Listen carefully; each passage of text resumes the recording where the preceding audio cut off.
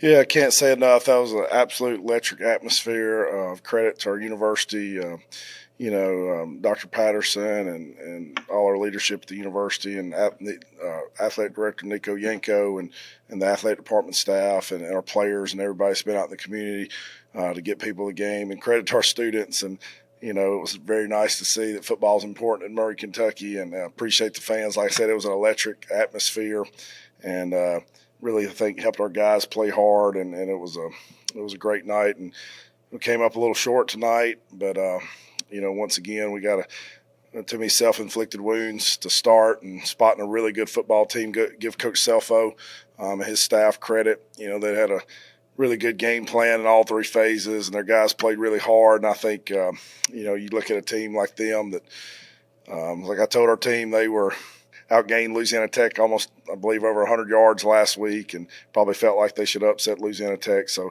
really good football team, but too many missed opportunities tonight for us. But we got to get back to work and keep improving weekly. It looked like y'all were getting ready to get knocked out, and yet y'all come right back at it. You got to be pretty happy about that. Yeah, I told our guys, it's tough as a coach because you're so proud of the effort and you're so proud of the fight. And I told them it's on me, 100% on me to get, the self-inflicted wounds corrected. And I thought our Coach Bakken on the defense and Coach Ogle and Coach Ross offensively, our whole staff, and Josh Lawrence and special teams, we had really good game plan, I thought, tonight. And just sometimes we had 9 of 11 guys doing it once again, or 10 of 11, or some things. And, we gave up too many explosive plays there in the first half and some drives, some critical third downs we didn't get off the field. And then, we had a fumble that bounces to them that they pick up and score.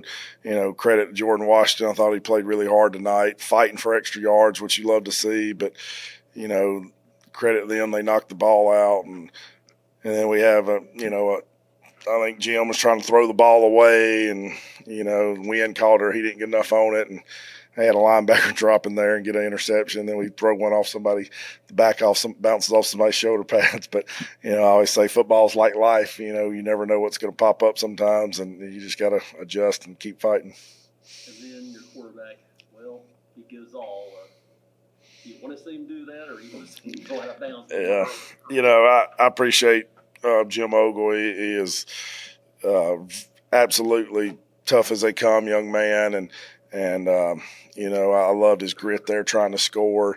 And I thought he had scored, and I thought I'd seen the target on the field, and I got a little fired up with officials, but credit for them for getting the right call after review. So, it was just too many missed opportunities tonight. But like I said, there was a lot of plays, a lot of sequences, a lot of drives.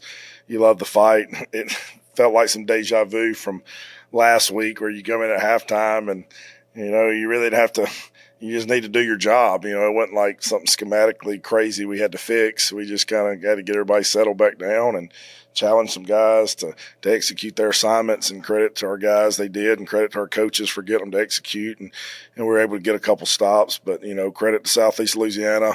They made some big plays, especially when we felt like we were going to be able to cut it to a one-score game and different things. They made plays in some critical situations.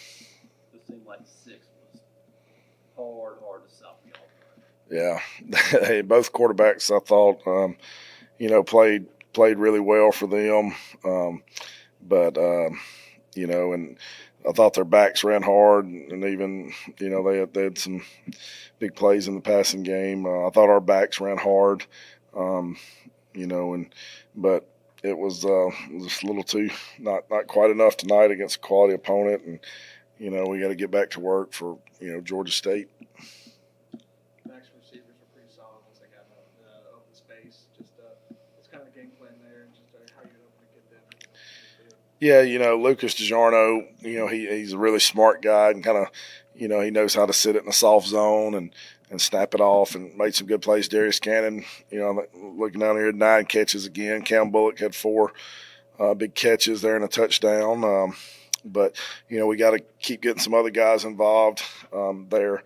But, I thought Jawan ran the ball really hard, and Jordan Washington a couple times. I thought we were going to spit a few out.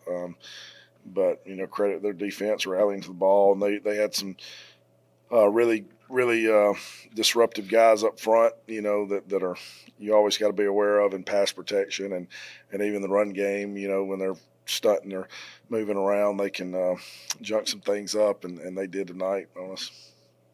When you kind of blew your stack, what were you more angry at? That he didn't score, that he was not ruled as scoring, or that he got hit? Yeah, it was probably the targeting, because we were trying to figure out, if it was targeting, being an automatic first down, and and the clock was running, and I was scared I was going to have to burn a timeout to get it reviewed. But, credit to the officials. Yes, I was a little fired up. I apologize for that, but I'm always going to fight for my players and fight for our football team. But, credit to the officials. They got the right call, and it's probably – I'm sure they would have liked to got buzzed a little quicker from the review. So, but they give them credit. They got it right, and that was a big play, and was glad Juwan finished that drive off with the touchdown there. And I sense a real desire to score after that for your entire team, the big and the crowd. Yeah. That was a bold word. Yeah. It galvanized y'all. Yeah, it did. And that's one thing I'll say. I love the fight of our guys on the bench. We had a lot of guys that maybe didn't play but a few snaps or didn't play in the game that were cheering on their teammates. And, even the locker room, there was nobody.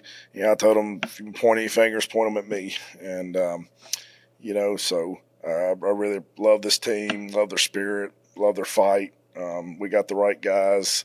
And I know, like I told them, I said, hey, we all signed up for this, and we're going to find a way to get some wins. And I don't know when, and we just got to go back to work and keep chopping and keep our heads up. But really proud of our young men for that. And like I tell them all the time, losing's not acceptable, and we're going to keep working to fix that. But can't say enough about the crowd support, the support of the community, the support of our former players, RFA. It was amazing spirit out there tonight, and I'm sadly we didn't come out with a victory, but we're going to go back to work and find a way. Coach, how did you guys get this kind of no quit attitude? It seemed like a couple times last year there was some times where the game was given up on maybe after halftime or halfway through the third quarter, but these first 2 weeks, it seems like there's no quit in these guys. What changed? Is it just the players that have come in, or is there something y'all did in the back end that changed all that? Yeah, I think anytime, it starts with people. And, I think we got a lot of young men in our football program right now that, and credit Corey Sullivan, our strength staff, and Josh Medler, and, and our strength staff. They work really hard, and we try to, like we say, in the off-season program and even in the summer to develop that edge in our practice, and our coaches too. But I think our guys really care about each other and care about Murray State, and